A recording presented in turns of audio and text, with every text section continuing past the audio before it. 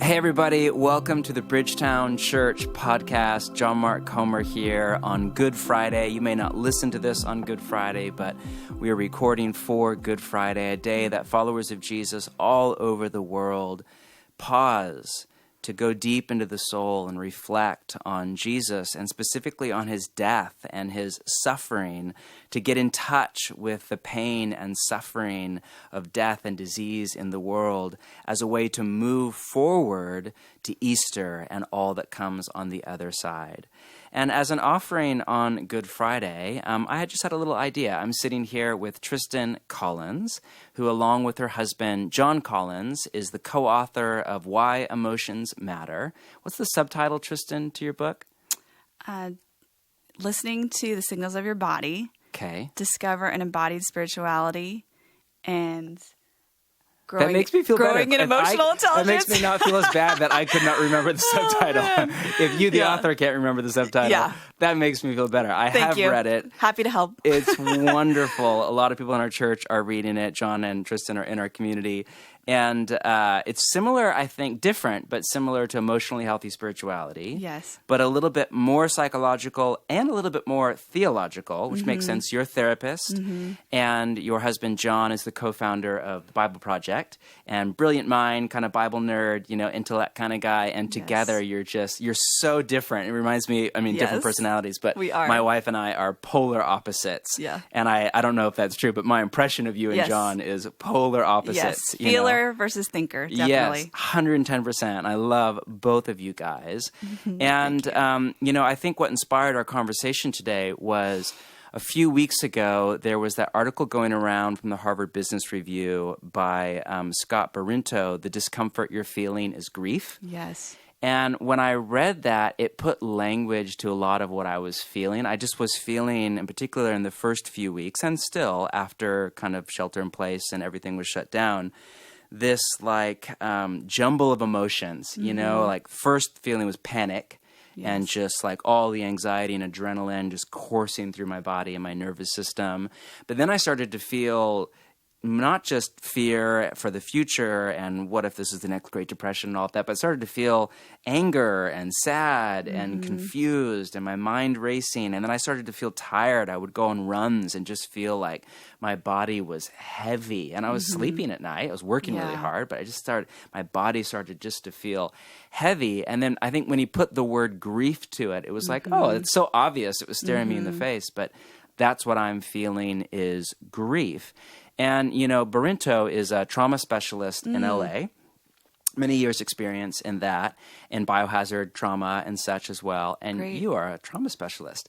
And so you deal with trauma all day long. So I think I just had the idea, what if we just sat down in front of a microphone and had a relaxed conversation? You're the expert. Well, I was just talking to John. I definitely don't feel like an expert. And I feel like you can't really call yourself an expert in the area of psychology or theology. Yes. We're all beginners. Yes, we're all learning. Yes. Yeah, that's true. I definitely feel that way about theology.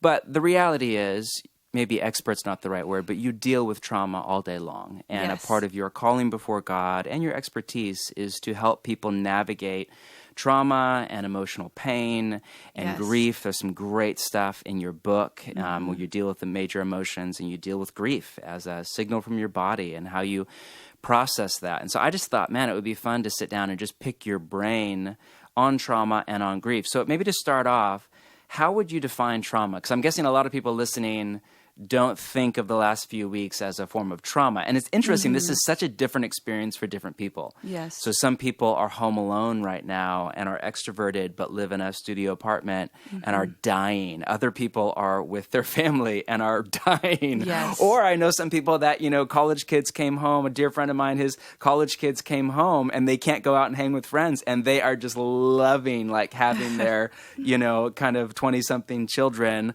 all together under the same roof. And so it's a real sweet time. For other people who are out of work right now or are sick, other people are doing just great. Work's not affected. So it's a different experience for everyone. But I think there is some kind of a collective or community-wide bare minimum grief. But is trauma the right word? So maybe just talk a little bit about how you define trauma. Yeah, I think it's helpful to define trauma as a painful event, and that we're all experiencing pain in different ways. And I think it's helpful to even look at this pandemic as a traumatic event. It affects us all differently, but I think it's very helpful because it gives us a language to identify why this is so shocking and, completely disequilibrating. Yeah, why we feel messed up by it. Yes. And a lot of people might say, oh, this is not a big deal. But I think when we look back in history, we'll look at this event in a similar way that 9/11 was for Americans. Yes. And, with 9/11, most of us weren't even close to ground zero. Yes. Right? But the psychological... Most of us, unless if you're in New York or whatever, did not Yes. know somebody who was Yes. killed in that tragedy. Yes. But the psychological impact of that event affected everybody. We think about it every time we now go to the airport. Yes. And have to take 45 minutes to get through security. Yeah. And so there was life before 9/11. Yes. And there's life after 9/11. Yes. It significantly shifted the flying experience for all of us. And a lot of people have said this, we don't know yet, but this is likely to be kind of a combination of 9/11 and 2008 put together yes. because of the financial fallout for so many people. Yes. So I think it's helpful to look back in history to see that just how people coped with those events. Right. And just to recognize that this is a worldwide trauma that everyone is experiencing, and we've never had anything like this. Would you explain maybe on that note, I know that psychologists talk about the difference between like big T trauma or capital T trauma and small T trauma. Early on, I think I'm a little allergic to the kind of victimization mentality of millennials in general. And there are genuine victims, but I think there's a not genuine kind of victim mentality in the therapeutic world that we grew up in.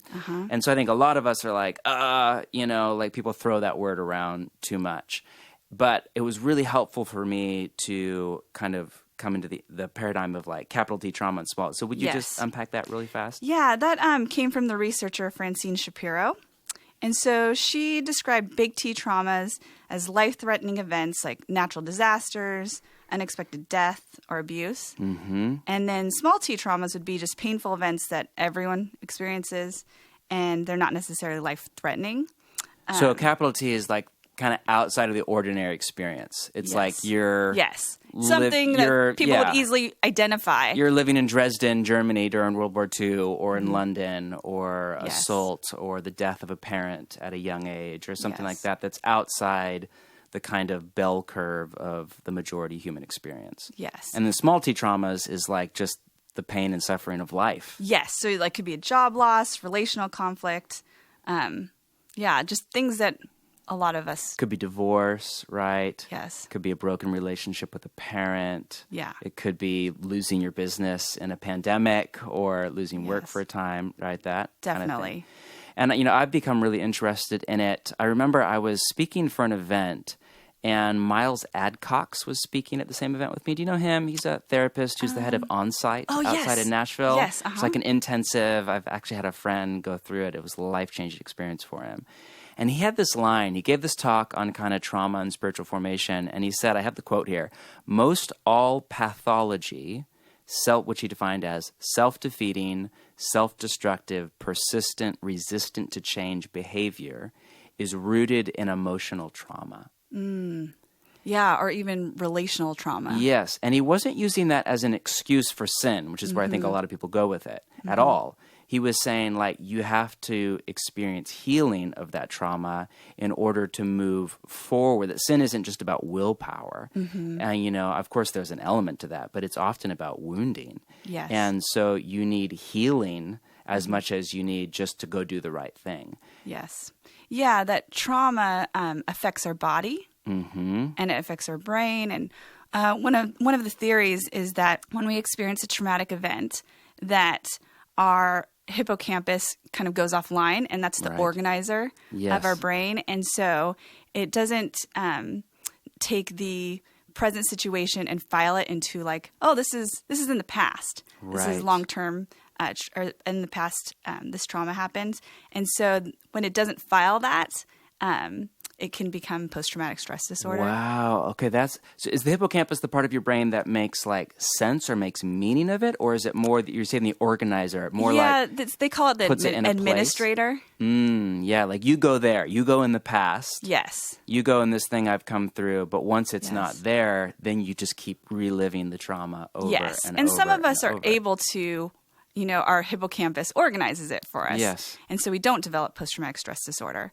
But for other of us, that part of our brain gets flooded and overwhelmed, and so it doesn't organize it. And then we end up having all these symptoms from the past trauma affecting our present life. Right. And is that where like the language, which of course is way overused in the West Coast, but of trigger comes from, where you have some kind of an experience and it'll trigger that part of you, your body, your amygdala will react, or is that different? I think people use it sometimes for small T traumas, and people can use it for big T traumas. Right. Yeah.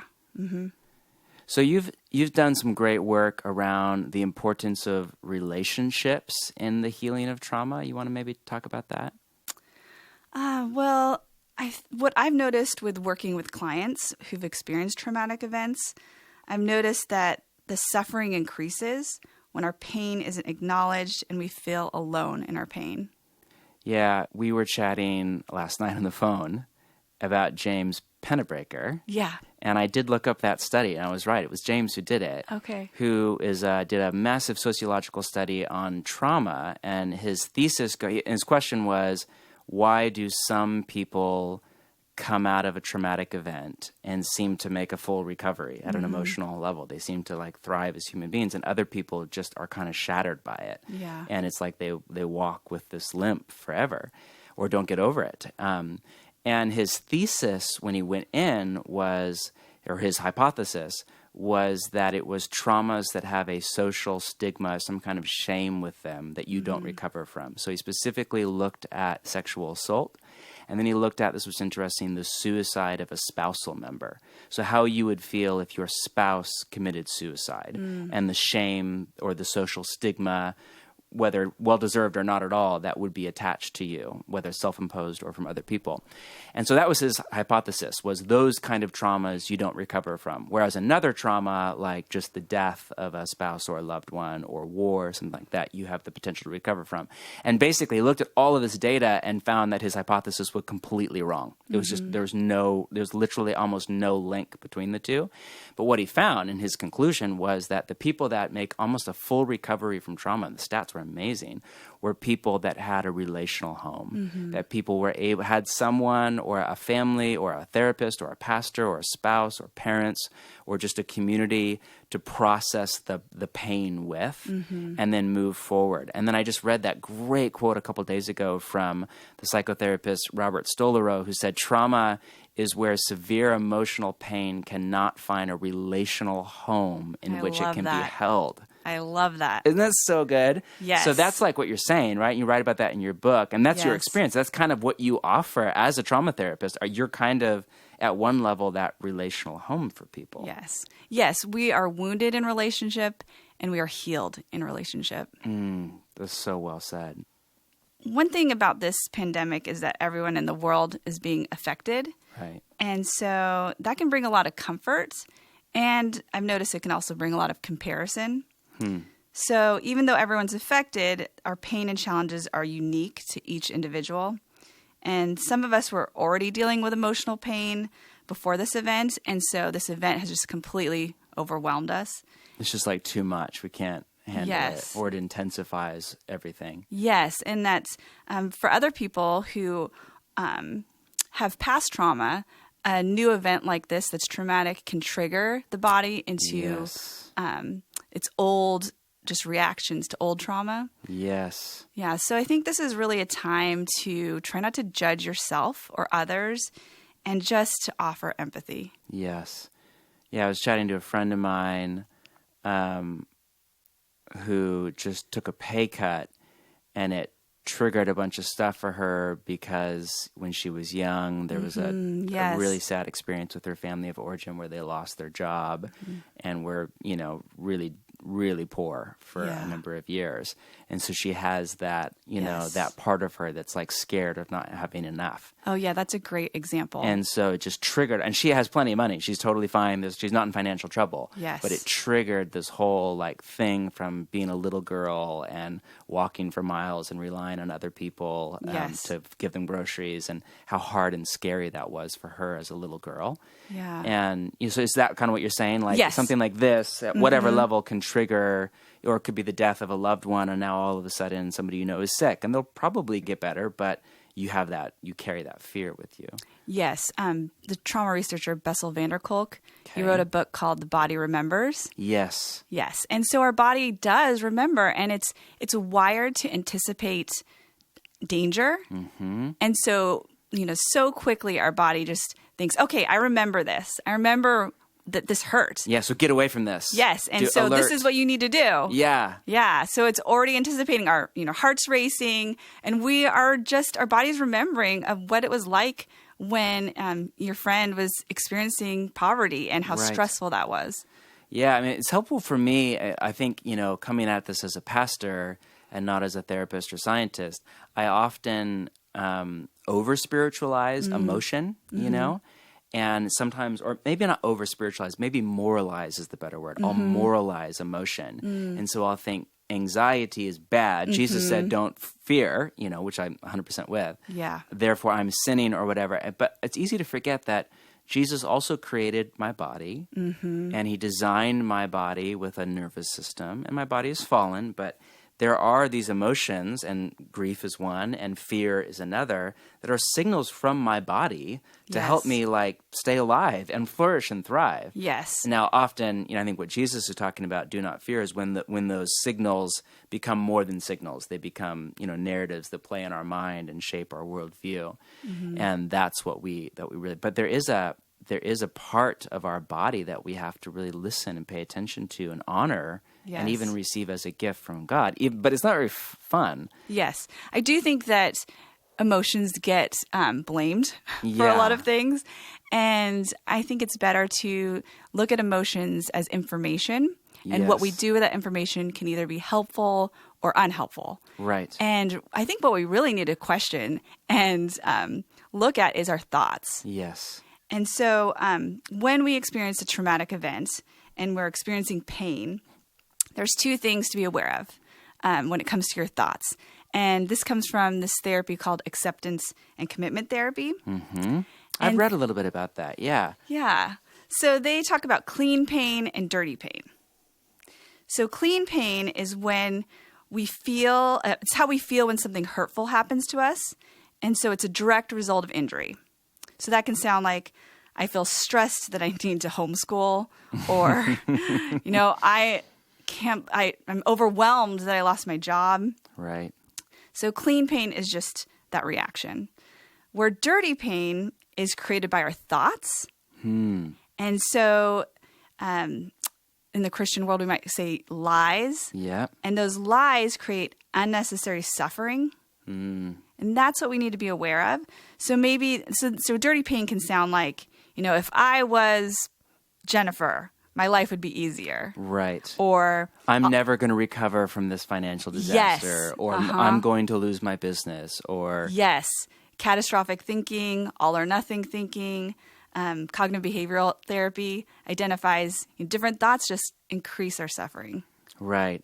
And so there's the event that's painful, but then there's the interpretation of the event in our mind. Yes. That's often far more painful, and it's the interpretation that is like the ongoing pain. Yes, right? Definitely. Yeah, and that it just increases unnecessary suffering for us. And we can, also give dirty pain to other people. Yes. Right? They're already... Yeah, because then we spread our lies in the Christian language. We spread our interpretation to the world, and we bring that negativity or angst or fear.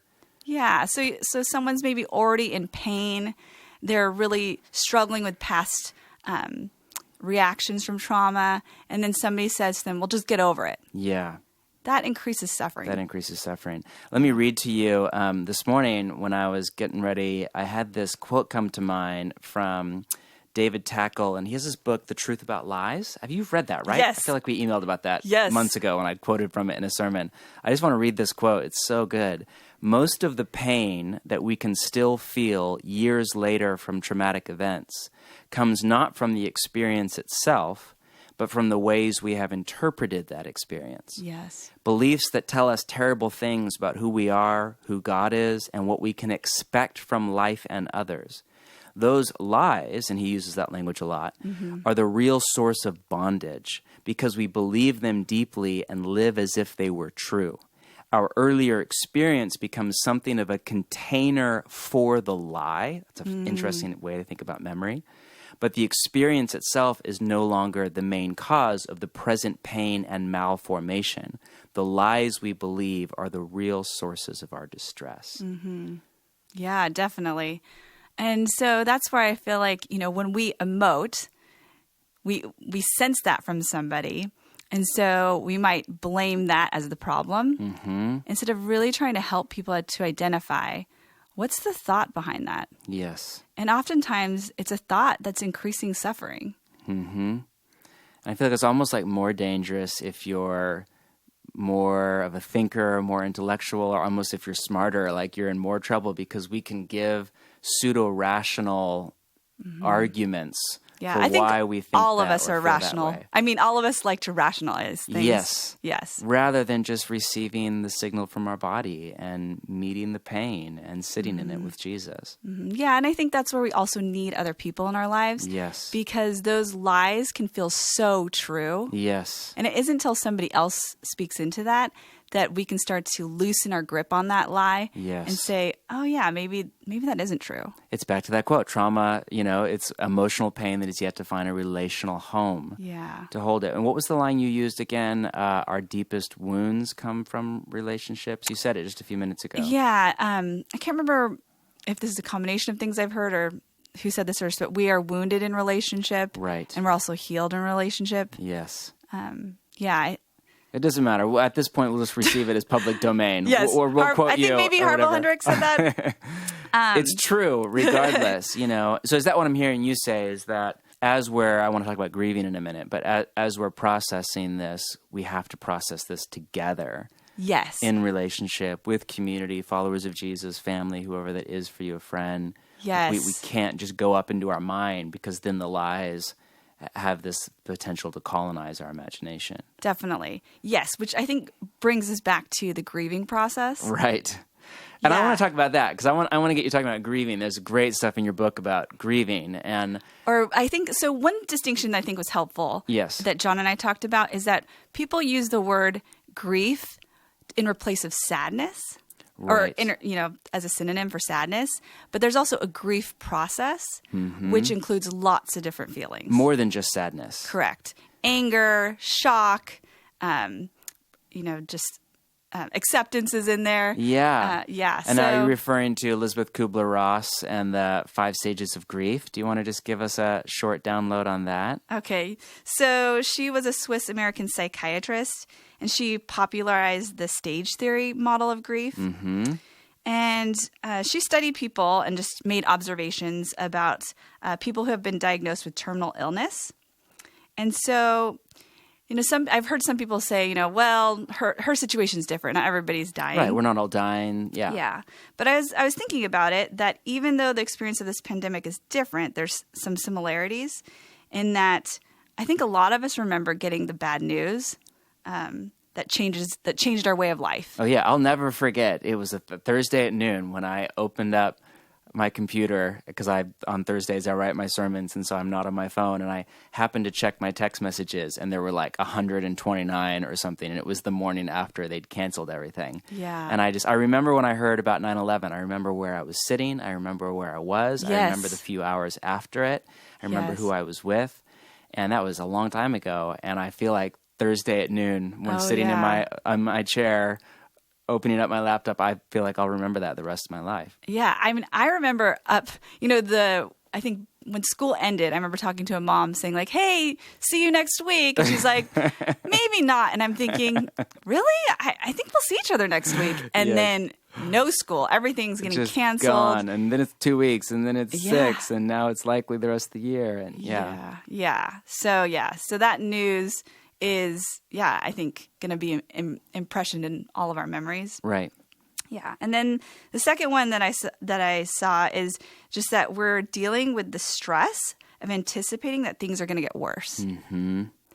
And so, it's sometimes called anticipatory grief. Yes, he used that language in the article, which is kind of like anxiety, right? But it's almost like you're mourning in advance. I think it's what a lot of doctors in the West Coast are feeling like right now, like anticipatory grief. Yes, it definitely has the element of fear. Yes. Like you're preparing yourself that things are going to get worse. And that's what's so hard, I think, about, the pandemic is we just don't know what will happen. Yes. And it's going to be localized, so it'll be different in New York than it is in Portland, than it is in San Francisco, most likely.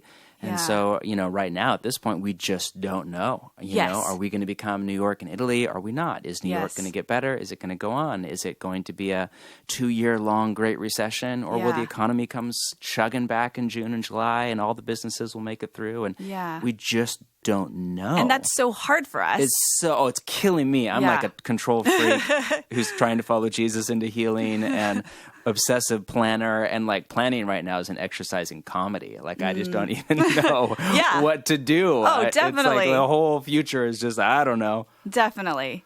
Yeah. I mean, I was, reflecting back on 9/11, I was thinking about after, seeing the Twin Towers just crash, I was thinking about how I remember thinking, like, are bombs going to go off in the U.S.? Like, are we going to, is this going to go into, World War III? No, I specifically remember, this was before I was more familiar with Jesus' Sermon on the Mount teachings and nonviolence, but I specifically remember after 9/11 going to a park with these two guys I played in a band with, and I remember we're having a conversation about, do we need to go to war? Yeah. Do we need to sign up? Yeah. Do you think they'd let us fight together? We might die together. We were like 19 at the time or whatever it was, But I remember that conversation. That's the anticipatory what's going to happen. Yes. And no one wanted to fly because... Yes. I remember the first flight I actually did go on, I was so hypervigilant, anxious, looking at anyone who dropped their bag. Or... All the xenophobia stuff came up through that. Yeah. Definitely. Yeah. So this is difficult. This is difficult. Yeah. So you're saying we don't know what it will be, but it will likely be something like that. And that's the anticipatory grief. Now talk to us about the 5 stages. Okay. So the stages that she identifies, or she observed, I should say, is denial, anger, bargaining, depression, and acceptance. Mm-hmm. And so denial can sound like, in this pandemic, everyone's making too big deal with this. This is crazy. It's just the flu. Yes, it's just the flu. Or, hey, this will be over in a few weeks. Or, hey, we're going to open everything back up. It's all good. Yes. It can also just be shock. I just remember feeling for the first 2 weeks completely disoriented. Mm-hmm. I just felt like, is this real life? I just kept thinking, is this real? Yes. And I still have that. I fancy myself a rational person, but man, first week or two, I was in denial. You know what I mean? I was like, everybody's overreacting. Yeah. And I have to have the public kind of, but in private, I was like, this is, whatever. Yeah, because we don't even know how to take this in. I have no experience shocking. with this. Yes. And something about it being on the other side of the world makes it feel far away and not a threat. But then you start to realize, no, I'm not living in reality. Oh, yeah. I went to New Seasons the other day, and I was completely thrown off by all the different things that they put into place. Yes. The dots that you need to stand on, the circles, and the screens that they put on the cashier register. Yes, in front of everything. Yeah. I did too. It was funny. Last Wednesday night, it was 9 o'clock at night, and I was driving home from work. We work late on Wednesdays because we come in and film our Sundays. And I was driving home, and I wanted to stop and get filters for my Chemex because Amazon was a month out. I was can't do that. No New Seasons have them. Yeah. And I stopped at New Seasons, and they just put that into place. And you had to wait outside 6 feet apart, and there's all these big signs. Yes, those big signs. And then it took me an hour to get through the and all of a sudden I was like, oh my gosh, this just got real. Yes. Yeah, and it's kind of similar to going through the airport. Our expectations are going to have to be changed. Now, buying milk and Chemex filters is going through security. Yes. I had to leave my bags at the door. Yes. Yeah. Craziness. Yeah. So denial. Oh, yes. So Stage denial, 2. Then anger. So that can sound like this is ridiculous. And then we can get into blaming that, it's this person or this organization's fault.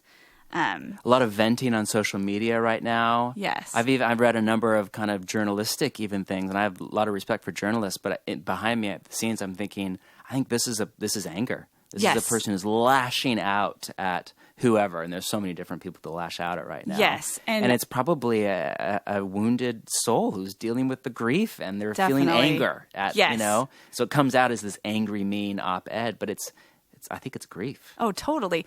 Brene Brown talks about how anger is discharging pain. That's really well said. Okay, so denial, anger, then... And then bargaining. And just bargaining sounds like, if we only did this. Right. Then this wouldn't happen. I think for me, it was like, all right, let's just do it really, really good, like for 2 weeks, like super, super good, stay at home, and then everything will go back to normal, and we'll all be eating out. And, life will go back to before, have church won't. again. Yeah.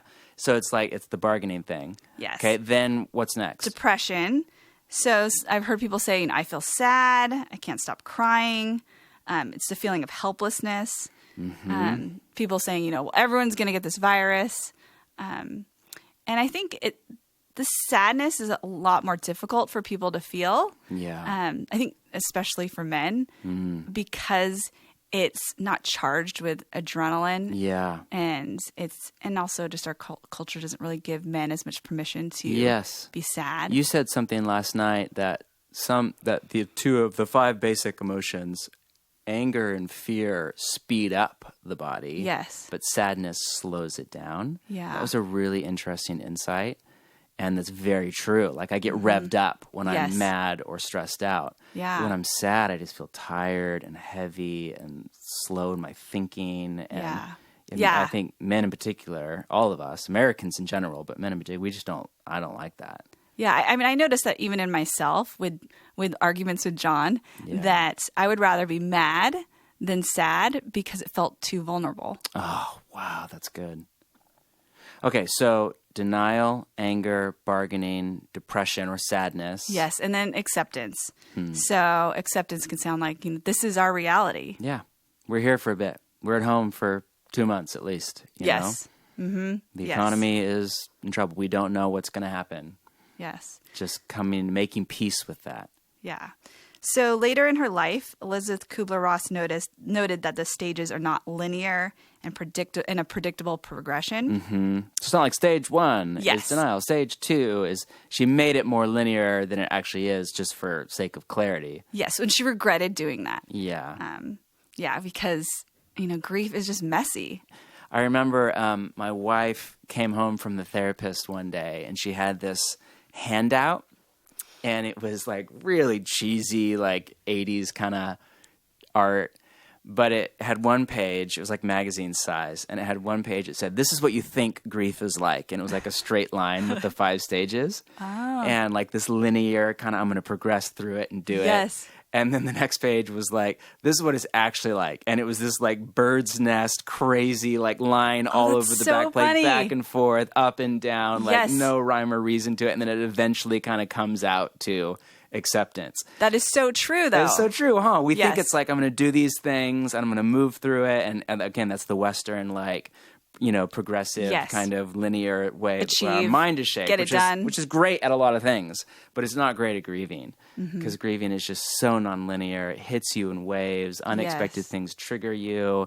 You're yelling at your kids, and all of a sudden you realize, oh, I'm grieving and I'm lashing out at my poor kid right now. Or it's just it's in you. It's in your body. It doesn't make sense. It's hard. Yeah, it's exhausting. And so just feeling all the, range of feelings is tiring. And so people feel irritable and, just riding those roller coaster emotions is a lot. And people don't know how to respond to all the feelings. So talk to us about that. Like, I could not agree more. I was thinking this morning about Tim Keller's book on, I think it's called Walking with God Through Pain and Suffering. Yes. And I read it and I adore Tim Keller. I'm from a different theological paradigm. And so I love his work.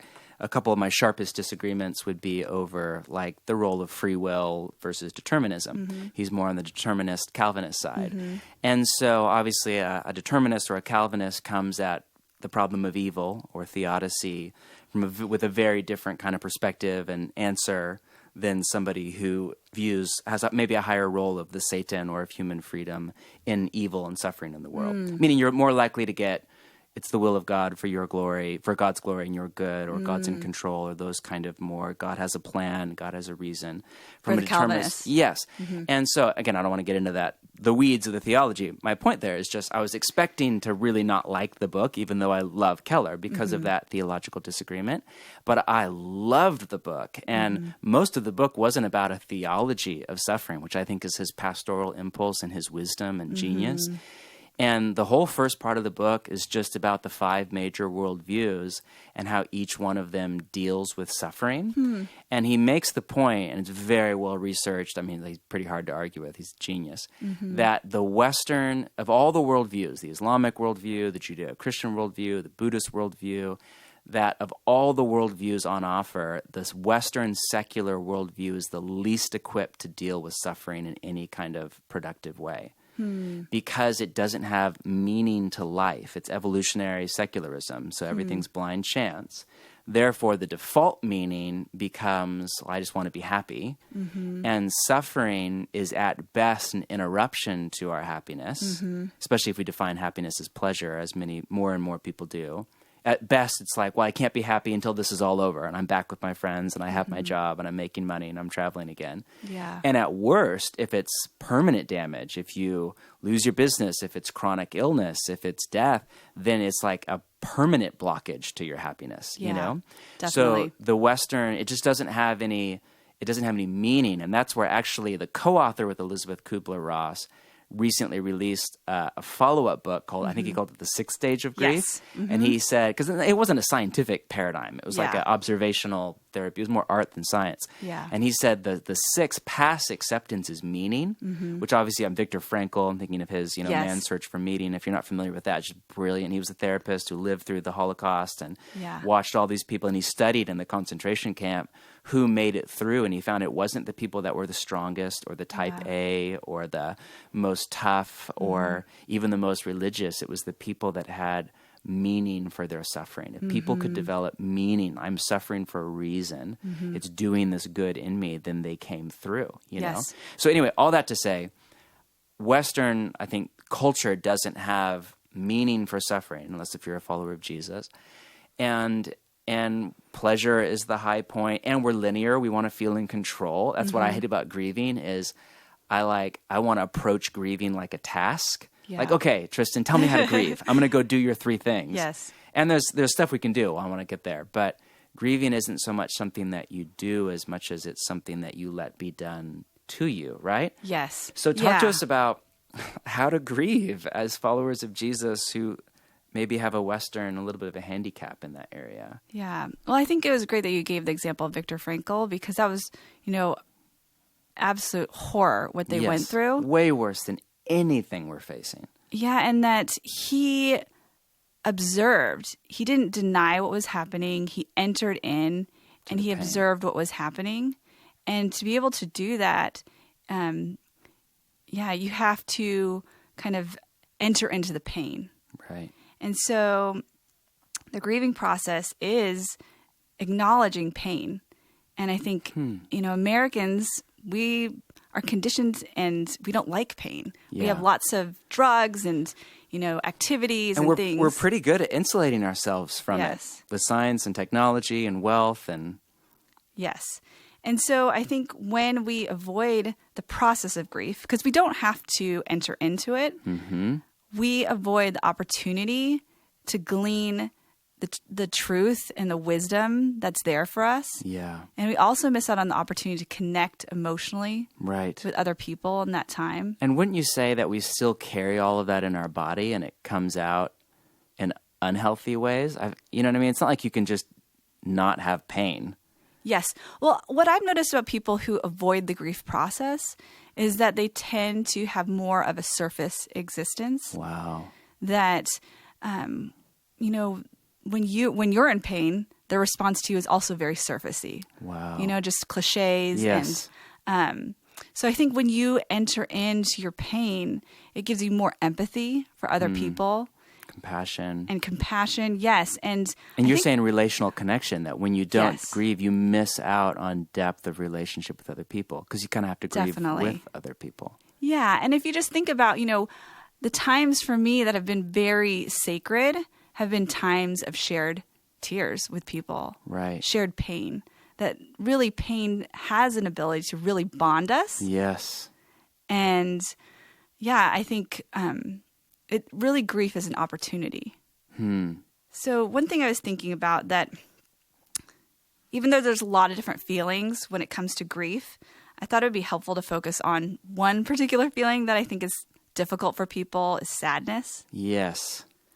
And Which you're saying that isn't, we equate grief and sadness, but actually sadness is just one facet of grief. Mm-hmm. Of the grief process. That can include lots of things. Yes. Denial, anger, bargaining, frenetic activity, anxiety. But Yes. sadness is, I think, it's what most of us associate with grief. Yes, definitely.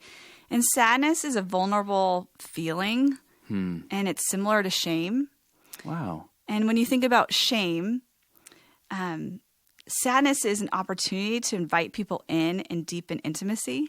And that's a similar, helpful thing to do with shame. How is sadness similar to, connect the dots for me, how is sadness similar to shame?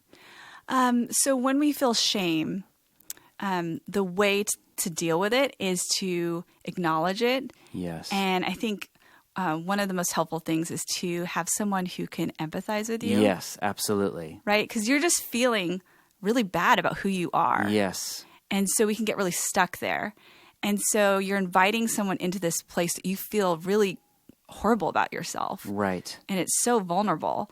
And so it's the very thing that we don't want to do. Our It's instinct. the very thing that we need to do. Yes. And I think that's the same thing with sadness. Okay. Right? They both are things that we want to avoid, Yes. but it's the very thing that can really draw us close in our Yes. relationships. Because we don't want to go there. We just want to turn on Netflix or do another hour at the office or take care of our kids or whatever. Not all bad things, but when we don't go there, we miss out on the healing and we miss out on relationship. Yes, we definitely miss out on the healing and, the opportunity to connect. You have that line, sadness is like a wise sage that forces us to slow down, be present, and reflect. Yes. Yeah, I think, sadness can really be like the Holy Spirit in the sense that it has just wisdom to offer. Wow. It's like Lady Wisdom. Yeah. The psychologist Mary Lamia says that sadness can help you to remember and accept reality, to achieve insight that can realign your goals, alert you to be cautious before making decisions, and create an opportunity for you to observe yourself. Yeah, it really does slow us down and get us to think deeply about our life. Yeah. And this researcher, Joseph Forgas, I'm not sure how to say his last name, he had a clinical study, and he saw that people who experienced sadness had improved attention to detail, clearer memories, and less bias. They were better at reading other people's thoughts and emotions and making accurate assessments about people and situations. Wow. Gosh. That's amazing. It doesn't surprise me just because there's so much just, again, in the New Testament about suffering and sadness and how they have the potential to form us into more loving and Christ-like people. Thinking of James 1 or Romans 5. There's so many examples, but, consider pure joy when you face trials of many kinds. You know that suffering produces perseverance, hope. It brings this maturity to you. Yeah, and that Jesus was called a man of sorrows. Oh, yeah. Jesus was sad. Yeah. And that, again, it's Good Friday. This is what we remember on Good Friday is that Jesus was sad and he slowed down. I just been thinking a lot about the Garden of Gethsemane narrative. And, Jesus there processing his emotions of sadness with God, and, sweating great drops of tears, which is there's a name for that, medical effect of just like overarching body grief coming out of your pores, Wow. and it's from extreme heartbreak, Wow. and him just, my soul is deeply troubled is his line in Matthew. And so I think Jesus is a penultimate example, and Jesus is also joyful and happy and celebratory. He's both and, a man of sorrows and acquainted with grief and anointed with the oil of joy. Both of those prophecies about Jesus came to pass. But Jesus really, I think, is a great example in that he's slowed down in the garden. And it's so interesting. He slowed down, he went to his emotions, he prayed, and he wanted his closest friends with him. Yeah. And there seems like there's some great, kind of a template in Jesus on Good Friday. For that's kind of how you slow down, you meet God in your emotional pain, you process it in prayer, and you have your closest friends with you, you know? Yeah, definitely. So one of the ways, if you're wondering if you're sad, is to notice how it shows up in your body. Right. And Jesus was a body, right, embodied. And just noticing that your body you're just going to feel more tired and slowed down. That you're going to feel physically and mostly emotionally exhausted.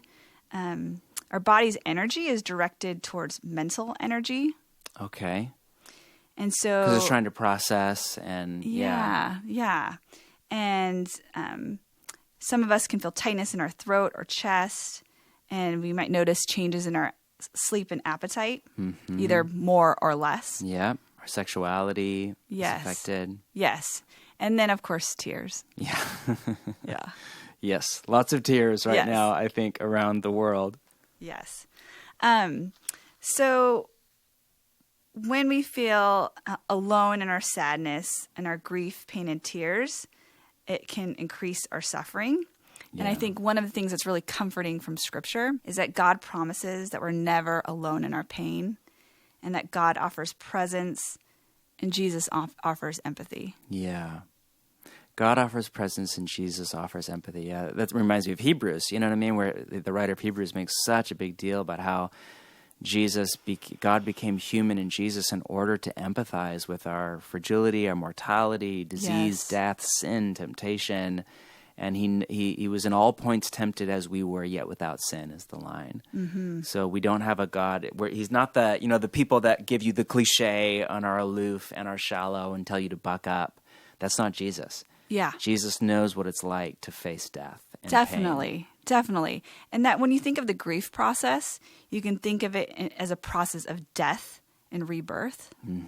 That the old is gone and that we're waiting on God to resurrect a new way of life. Yes. And that's what Jesus showed us. And that's what I love about, there's in the Christian tradition, there's Good Friday and then there's Easter Sunday. But what a lot of people, for some reason, really don't emphasize is Holy Saturday. Good Friday is the day we get in touch with our grief and our pain and our suffering and our mortality in Jesus. And Easter is the day we get in touch with like hope and resurrection and death won't stop us and like God will do new things out of all of this. Yeah. But Holy Saturday is where a lot of us live. Yes, in the waiting. In the waiting, in the quiet, in the silence of God. In the where is God right now? It's Holy Sabbath Holy Saturday is a Sabbath. Yeah. And so, but it's not a Sabbath of celebration. It's a Sabbath of waiting and trust and peace and quiet. And nothing is written about Holy Saturday because it's quiet. And so it's interesting. We're all at, I like to think of almost the emotional process through the lens of Good Friday, Holy Saturday, Easter. I like that. There are seasons and there are days and weeks and months where we're in a Good Friday kind of season. We're just grieving or just just sweating great drops of tears and in pain. Then there are Holy Saturday seasons, which I think is what this spring is for a lot of us, just waiting.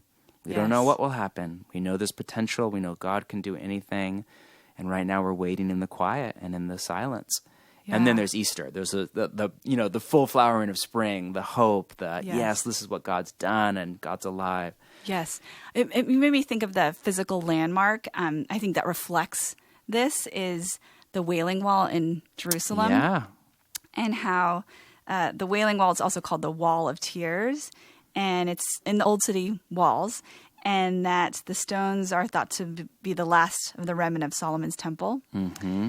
And it's a physical place to acknowledge the pain of unfulfilled longings. Yeah. So people take, time to write down requests to God on a little piece of paper. It's very quiet and silent. Yes. And they, shove it in the crevices. Yeah, I've been there. It's of the wall. I mean, we've all seen pictures, but it's really stunning. Yes, it's just you can feel the heaviness. Yes. Like the weightiness, and at the same time... It's interesting. When I was there, I don't remember any signs saying, like, don't talk or anything. But it's just kind of like you intuitively hush yourself when you're there. Yeah. Mm-hmm. If Definitely. you're watching. Others are wailing, but there's like this weird combination of wailing and silence. Yes. And I feel like that wall is such a great physical remembrance for us of destruction and also the hope of the temple being rebuilt. Wow. Yeah, it is an evocative physical symbol. But we don't have a wailing wall in America or even in the Christian tradition in the same way. We have, I think, the Lord's Supper, which in some ways is that for us. So maybe to end, would you walk us through some, I think what you call, strategies for dealing with sadness. Mm-hmm. With trauma and the grief process, all those things. And I don't want to get into my American, tell me what to do, practical. But there are things that we can do, I think, to cooperate with our body and with the Holy Spirit and with the process. Mm-hmm. Yeah. Maybe let's move into some of that to end. Okay. Well, just to start off, I think, since we're recognizing this is a big trauma like 9/11, we can learn from what happened to help survivors of 9/11. Right. So this survey that was done by Dr. Spencer Eth, he surveyed 225 people who escaped the Twin Towers on 9/11. Wow.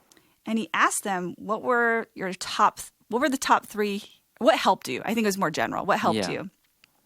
And what he found that were the top 3 healing modalities to help people heal was yoga, acupuncture, and massage. So interesting. You would think therapy, you would think really all body things. Yes, all body things. And so, this is going to look different for shelter in place. So I was thinking, how do I, translate that? We can still do yoga at home. There's no way to do massage with social distancing. That's a little... Well, I think, in our family... Well, with your spouse, if you have a spouse. John and I massage each other, but we also massage our kids. Oh, don't tell my wife this. I am an anti-massage person, and my wife loves them. So please, T, if you're listening, just fast forward this part. Yeah. So massage is therapeutic, John Mark. Yes, I know. Yes. I've read the data. All right. What? So... another thing is, looking up on YouTube, there's acupuncture or acupressure. Sorry, since we can't do acupuncture. I was going to say what? Self-acupuncture. That is, I'm not doing that. I don't care. I'm too scared to give myself a haircut, much less acupuncture. Yeah. So you can do acupressure. Acupressure. Okay. Yeah. But yeah, I think you have to kind of adapt since we're at home. So another thing that is helpful, that there was research done by James Pennebaker that he found that writing about trauma can decrease physical illness by 50%. That's unbelievable. 50%. I mean, that's I know just enough about stats to know that's giant. Yes. And his research is with college students. Mm-hmm. And he's the same researcher who did that I was referring to earlier. Yeah, on trauma. And he also did another research study, and it showed that writing out your deepest thoughts and feelings for 15 to 20 minutes a day, that practice can increase your immune function. Wow.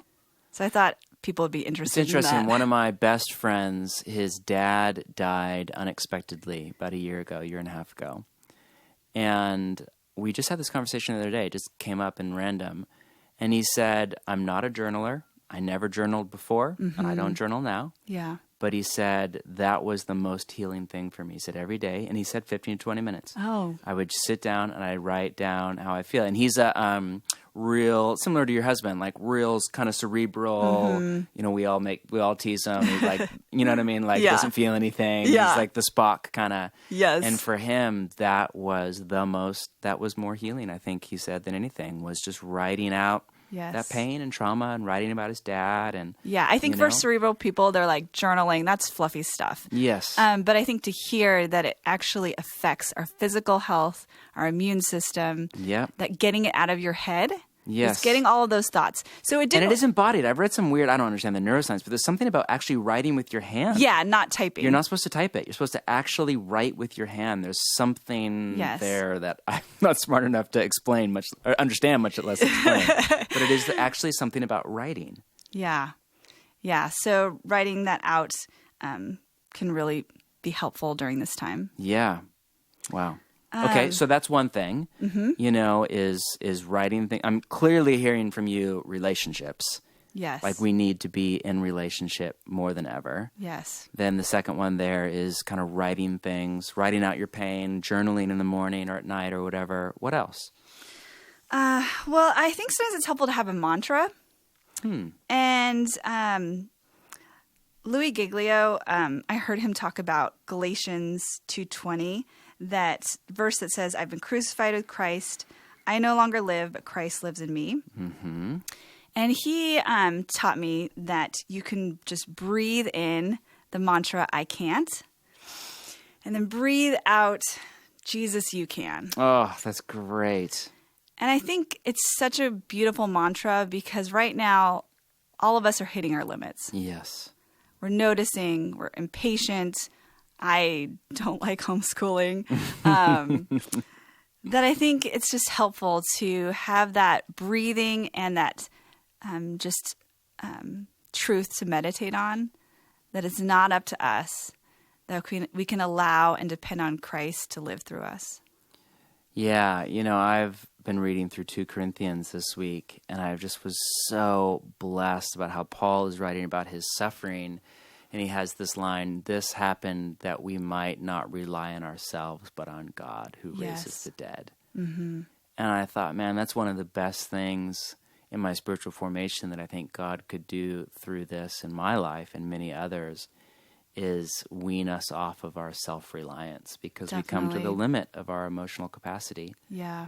Or spiritual capacity or whatever. Yeah. And really put us into a place of reliance on God, which is that's freedom and power. Definitely. And that's so countercultural. Yes. Right? Americans were all about I can. All about self-reliance. I will. Yeah. Self-reliance is not a pejorative in our culture. It's a virtue. Yeah. I literally just read a book on how to increase self-reliance in your children. And most of it is like, oh yeah, sure. But then some of it I'm like, no. Yeah. That's just hyper-individualism, autonomy, life without God. Yeah. And it's not, and it doesn't work. Mm-hmm. Yes, so being able to acknowledge that. Okay.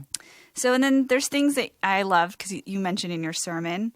So just slowing down, noticing the sadness, and just allowing it to well up and move through you. Yeah. And then nurturing your thought life. So we talked about just negative thoughts, and they can hit us when we're most vulnerable. Dirty pain, you called it, or whatever. Yes, the dirty pain. The lies that we believe, things we think and ruminate about. Yes. So we're trying to really meditate on thoughts of gratitude, good memories, and then truths from Scripture. Yes. It's interesting. I just feel I'm reading more Scripture than ever right now. It's so life-giving for me right now. I feel like Scripture just comes alive in times of desperation because you're filling your mind with truth and reality and comfort and solidarity. And the Psalms, 2/3 of the Psalms are lament. And so just reading through that, giving voice to my feelings and my soul, it's just beautiful. Mm-hmm. One statement that's helpful when you're dealing with trauma is, I'm having a normal response to an abnormal situation. Yeah. A normal response to an abnormal situation. That is great. We should make that our one of our mantras. It's not as good as the Jesus you can, but I'm having a normal response to an abnormal situation. This is an abnormal situation. It is. It's completely abnormal. And then taking care of your body and nurturing your body. So I think this is not a time for trying to improve your body and doing rigorous workouts. I'm going to get flat abs. Yes, that type of thing. I'm 39. They've yet to happen. It's been a lifelong failed pursuit. Yeah, so doing things that are more gentle exercises. Yes.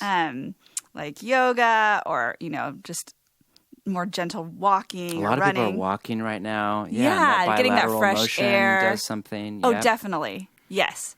And then, things that you've said about, limiting the things we put in our body. So sugar, processed food, alcohol, caffeine. Yeah. That really, it's not because we're trying to improve our body, but we're actually trying to be kind to our body. Yeah. Be gentle with it. Yeah, it's working really hard right now to try to, get some grounding. Yeah, this is way over my pay grade. I was with this, it's a long story, but this, super genius psychologist guy in Scotland recently. And I was learning from him about bioenergetics and the role of the body in psychological healing. And, all sorts of new science is basically saying, we all know that the body heals itself. Like it, you know what I mean? You cut yourself. It wants to, yeah. It wants to heal itself. Yeah. But his thesis is that actually it can participate in the healing of our emotions and our memories. And again, the bifurcation of mind and body doesn't really match science at all or theology. You know what I mean? In the sense that your mind is, I'm a believer in a mind that controls your brain, but your nervous system is part of your body. Yes. Your neurons are a part of your body. Definitely. And so there is a role. So we did some amazing things together. It's a whole other podcast, but about he was showing me how to let my body heal my emotional pain. Yes. By just slowing down and giving attention to the part of the body that hurts and letting it do its thing and relaxing into it. It's just stunning. Yeah. The power of the way God created our bodies Yeah. to participate in our healing. Yeah, that our body naturally wants to heal itself. Yes. So, we have white blood cells, but our bodies get overwhelmed sometimes. Right. And that's when, we need interventions. Yes. Yeah. And be gentle with our body. And so well said. Anything else before we end? So I think just taking care of your relationships. Mm-hmm. I thought we could add some notes for people because there's just a lot of put all this in the show helpful notes. things. Sure, Yeah. But connecting with people, being a listening ear for people who are grieving.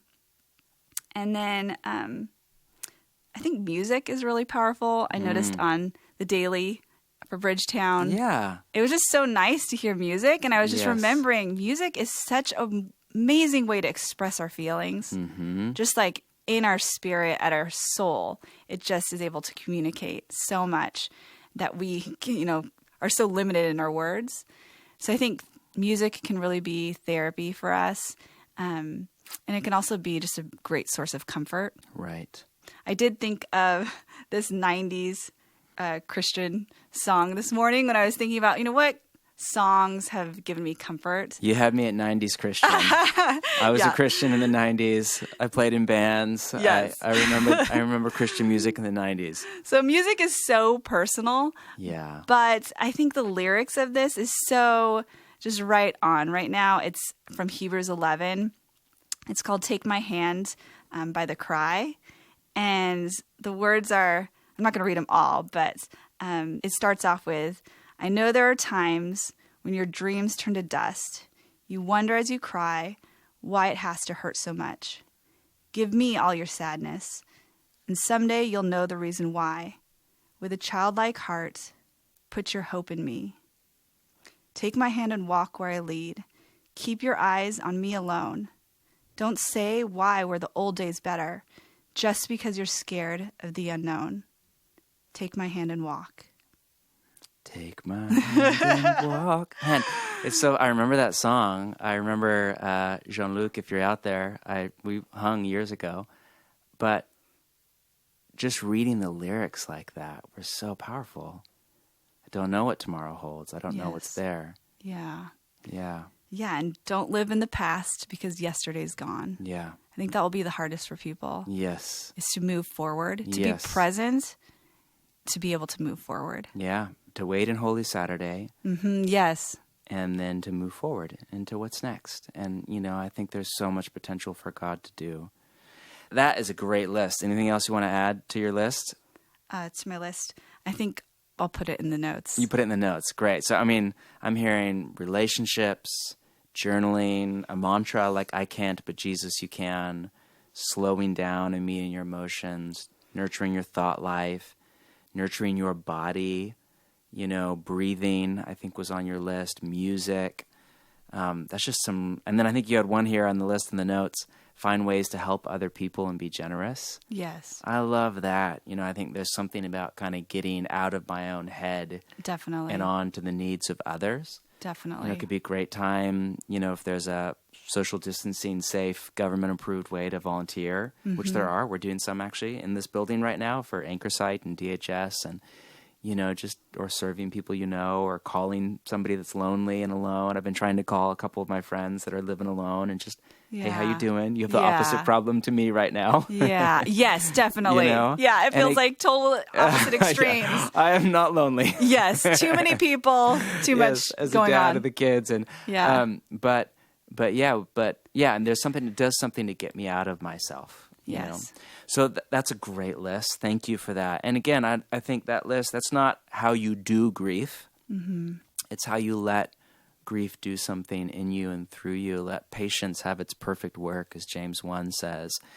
How you follow Jesus' example at the Garden of Gethsemane, and you slow down, and you meet your emotions, and you meet God in your emotions, and you meet your friends and your community in it. And I think those are just some great strategies, or really just ways to cooperate with God as we grieve. Yes, and we can be sad and be hopeful. They're not exclusive. As sorrowful, but always rejoicing, like Paul said. Yes. And that's the Wailing Wall, I think, too, right? Yes. It is that picture of both sadness, brokenness, destruction, and yet hope. And hope.